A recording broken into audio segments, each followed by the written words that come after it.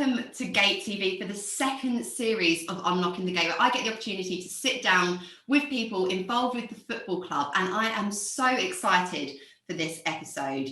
I am joined by Luke Mclean, illustrator, artist, and to Margate fans, most importantly, the brains and the visionary behind our global success of a football kit. Luke, thank you for joining me on Gate TV. First things first, how are you and how are you keeping in lockdown? I'm all right. Thanks for inviting me on. I mean, I must say it's a bit of a disappointment that we're in deepest lockdown and I've got about 5 haircuts going on at the moment because I haven't been to a hairdresser maybe, well, who knows the last time I went to a hairdresser. And I didn't notice when we were allowed to go back to them in the announcements yesterday either.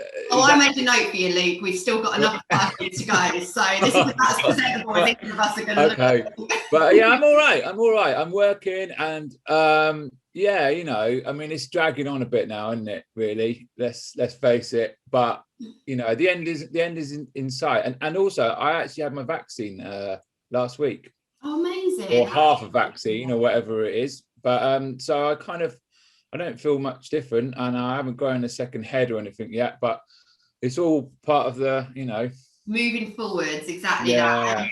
And the reason why we set up Unlocking the Gate initially in November was another lockdown, and we were hoping to return to football. So the aim is really to try and connect with our supporters in Margate, but across the world, because what we've done with the Libertines has obviously opened so many doors for us, and you've played a big part in that. And we'll talk about that a little bit later on. But firstly, for people who might not have met you before, they've obviously heard that you're the designer behind the kit. Tell us a little bit about your career. Well, I moved down to Margate 3-4 years ago. Before that, I was in East London. I work a lot with I've worked a lot with fashion labels doing their graphics and also bands. I do a lot of album sleeves and merchandise for bands like U2 and Supergrass, many indie bands. And yeah, so I kind of that's the world I work in. And I also I'm the last maybe 2-3 years, no longer than that even probably now. It's confusing with the lockdown how many years have gone, but I'm kind of think things that were a year ago are actually 2 years ago now. I think I in 2019, but yeah. Yeah, right. I still think 1990 was 10 years ago. But yeah, I'm also the creative director of a brewery as well, which is like, you know, so I'm very lucky. I get to design, you know, clothes, football shirts and beer, which is kind of like my 3 favorite things, really, you know what I mean? So I'm kind of lucky in that way. And yeah, and I also have a gallery in Margate called Kill Me Now Gallery, and on the high street, and I kind of sell my own work and other people from Margate or friends from East London, and that's kind of it, really. Yeah. It's amazing. And you mentioned bands there almost casually in conversation, the likes of U2, Supergrass. I bet never in a million years did you think you'd be working with non-league football club Margate FC. No, I didn't. But it's really weird because I kind of I was aware of Dulwich Hamlet and what they were doing with their kind of like merchandise and the way they were kind of styling themselves as a club, and they were in the same league, I think, maybe not so long ago as Margate, and also it being from East London, I kind of knew about Clapton FC as well, who kind of there's clubs now that have the ability to sell a lot of shirts, you know, more shirts than the league clubs, really. And yeah, so I kind of was aware of it. And when I came down here to move, I took a wrong turning off the Canterbury Road, and I ended up coming past Hartsdown Park and seeing Margate Football Club and thinking, I wonder if they'll get the bump of the kind of regeneration that Margate itself is getting, and whether they'll become and this was before I even knew of Denny and working and stuff like that. So I kind of thought about it before it actually happened, weirdly. But yeah. You know. And how did that initial collaboration start? Talk us through the process. His sister was aware of my work, and she knew me from East London days, and she said, this is the guy that you need, really, to help with the merchandise. and then he came to meet me in the gallery, which it was on Hawley Street at the time, my gallery, and he came in and he loved the staff and he loved my work, and we got on really well, and we kind of had exactly the same kind of idea of what could be done with Margate, regards of kit and merchandise and just general vibes around the club. Do you know what I mean? Like to turn it into, you know, I don't know, to give it a breath of fresh air. And to be fair to Denny, he's very open-minded and he's up for all this kind of stuff. I mean, even what we're doing here now is not your average non-league club's kind of thing, is it? Yeah, no, I think that's really right, because particularly, I suppose, with what's happened with the pandemic, yeah, most of us realise that football is so much more than 90 minutes on a Saturday afternoon, but I think we're all so much more acutely aware of it now. And not only is the football club the first team, it's the community, it's the youth teams, the ladies, but the wider bit, collaborating with local creatives like yourself, who's you're a local, you're a business person here, you're helping support tourism, and it kind of it goes out really nicely, and it's much wider than that. And of course, the pioneering partnership with the Libertines put the club on the map on an absolutely global scale. And of course, a partnership like that's going to do that with the band who were really supportive. But your kit was a fundamental part of that. And obviously, you've designed kits previously for us, and then the 4 designs for the campaign. When you were tasked with that job, what was the initial thing? Did you sit at your desk? Did you mood board? I think supporters would find it really interesting to see and learn a little bit more about that. Firstly, I will say that after our initial talks with me and Denny regarding what we could do for the club, I think I did a T-shirt design which didn't really sell very well in the end, because it got released at the same time as the Libertines kit got released, so it kind of completely got overshadowed. But I had an exhibition in London, and I've got a very old friend who wrote a book on football kits, and he turned up at the exhibition, and I mentioned to him that I was going to be working with Margate Football Club, and did he have any hints and tips so that he could give me to or what was fashionable or with football kits and stuff like that. And he basically said to me, if I could think of a band that was local that might be up for getting involved with the sponsorship of the shirt, then it would take the club to the next level. And I obviously knew that the Libertines were opening a hotel, and I knew that Denny had been in touch with them trying to get them to come to a game. So I said to Denny at the next meeting I had, I said, Denny, let's ask them if they want to sponsor the club. And he literally phoned them there and then, and they literally said yes there and then. And then 2 weeks later, the shirts came out. And that was it. It was like, whoa. It's been amazing, hasn't it? Yeah, it was like a sort of serendipitous kind of, the stars aligned, and it just all kind of worked. Because I was thinking, if that had happened with another club, it wouldn't necessarily have, there wouldn't have been a band opening a hotel that kind of fit the vibe of, it just, So it was very, very lucky. So that kind of happened at first, but so I started work on. We were already in a sponsorship deal with Jacko, so I couldn't change the home kit for that season. And we went with it was the same kit as we used the previous season. So I started work on the history kit, which started out as a Jacko kit, but ended up as an O'Neill kit. So it didn't quite come out how I imagined it. And also there's 2 ways to go with a football kit, right? At the moment, you can either make it retro, which is, I like, it's great, or you can kind of go the rave kind of like look, which is very popular as well. So I kind of went with the rave look, and it just didn't really suit the band. I know it's not the band's shirt, it's the football club shirt, but it didn't really kind of all fit together for me. I love it as a shirt, and I think it's brilliant, but it was kind of like, it's not quite right.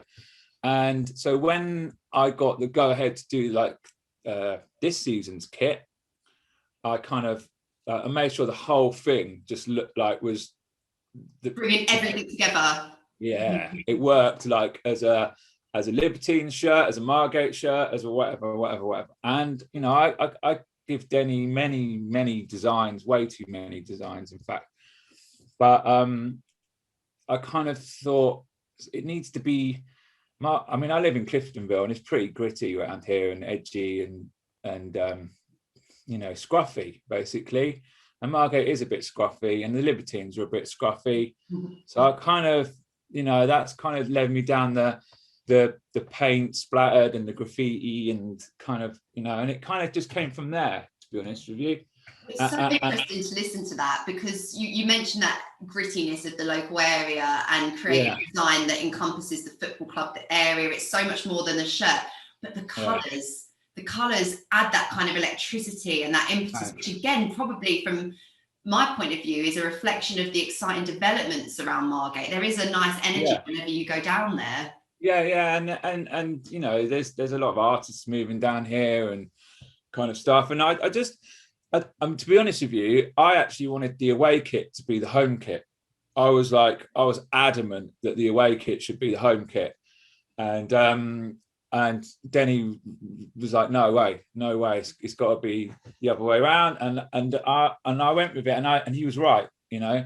Yeah, so for supporters or anyone watching, the pink is the away kit, and the blue is the home, and the blue is the traditional Margate colour. So, well, obviously, I didn't want the kit to be pink for the home kit, but I wanted the design, the paint splatter, to be the home kit. And the pink was going to be the goalkeeper kit, you see. So the home goalkeeper kit, that was my initial ideas. But Denny, you know, I get a bit lost in it. When I'm looking at a design for however many weeks, you get a bit stuck and lost, and you can't see the wood for the trees. So Denny, you know, looking at it with a fresh pair of eyes, was like, it's got to be this. I've never seen a football kit like this in my life. And I was like, okay, let's go for it, man. And everyone seems to love it. So everyone does seem to love it. And when I had the privilege of kind of helping launch the kit as well, so initially the first season, then the second season, just there was such a buzz. All the players, the management loved it, the supporters loved it. How rewarding is it for you after the process, all the hard work that goes on behind the scenes, to then see something that you've designed be so well, I've never. It would be nice to see someone playing it. I've never actually seen anyone playing it. The most brutal of ironies of that. You know, it was already preparing to go for that game. But anyway, the first time I design a football kit, and the whole season gets called off. Adds the history to it though. Well, the thing about the history kit as well is that was only worn at away matches, so I never actually saw anyone wear that one either. Well, that brings me to my next question, because I wanted to ask, have you had that moment where you've been wandering around Margate and you've seen something in your shirt yet? Right, okay. Well, people watching, come on, Margate people, get a shirt on. Get out in the public. But I mean, you do make a point of, when we, with everything crossed, can get back down to Hartstown Park, not only are we all going to be so excited to watch a football game again, but we will see those kits. And actually, it has been a negative time. Of course, it's been a really tough time. But maybe there's something even more poignant about that actually the next time we're all going to be there, it's going to be the first time those shirts are worn. It's a funny old world how it all works. And I know you've been down to Hartstown Park. What were your impressions of the club on a match day? I really like it. I mean, I came, the first game I came to was like I said, I'm getting a bit confused with the seasons now, because we've like missed a year out. I'm getting a bit confused with sport as it is. I can't quite work out what season we're in with the Premier League or the Formula One even. But I came to a game, it must be like 3 seasons ago. And it was the first game of the season, and we won 5-0. I can't remember who we played, but the sun was out, and they even missed a penalty. They went over their penalty went over the trees. I think it was Corinthian Casuals, and it was a beautiful summer's day. Yeah, and I was like, oh, so this is what it's always like at Margate Football Club. 5-0 wins. Yeah, I'm in. You were the lucky charm. Yeah, so I come a lot. I try to come every Saturday, and then and I bring my kid with me as well. He doesn't really know what's going on because he's 4, but he likes the vibe of it, and I like the vibe of it too. And yeah, and then but I did say to myself, you're not going to catch me here in the middle of January watching a 0-0 draw on a Tuesday night. And then in the middle of January, I was there watching a 0-0 draw. What am I doing? You got hooked. Yeah, I got hooked. But it's nice. And then I didn't get to see much of the season before last because I was working a lot, and I've got the shop which is open on a Saturday, so it's difficult for me to get to the games. So I only really come to Tuesday night games. And this season, obviously, I think I got down into a game in November, like on a Tuesday night, and it was the first. It was great just to be there. You know, the game was terrible. I think it might have even been 0-0 again, but yeah, it was just nice to be out and watching some sport and like the floodlights and kind of just, yeah, it was nice. I really liked it, and I can't wait to come back.